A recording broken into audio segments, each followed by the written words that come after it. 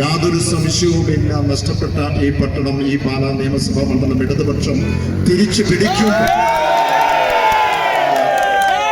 ഏറ്റവും വലിയ തെളിവാണ് ഈ ചുരുങ്ങിയ സമയം കൊണ്ട് നമ്മൾ ആരംഭിച്ച എല്ലാ പ്രദേശങ്ങളും ആവേശകരമായ ഒരു പ്രതികരണവും സ്വീകരണവും നമുക്ക് ലഭിച്ചു.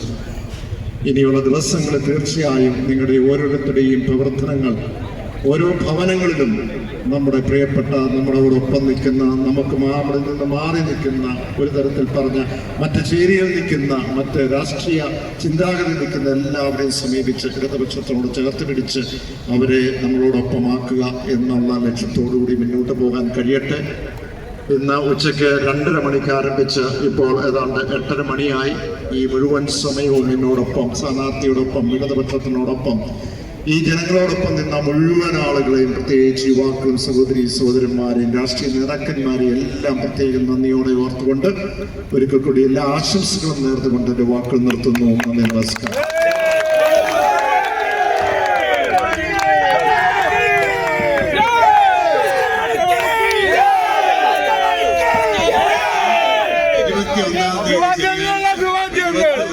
നിയോജകമണ്ഡല കൺവെൻഷൻ എല്ലാവരും കൃത്യം 10 മണിക്ക് പാലാ മുനിസിപ്പൽ ടൗൺ ഹാളിൽ എത്തിച്ചേരണം.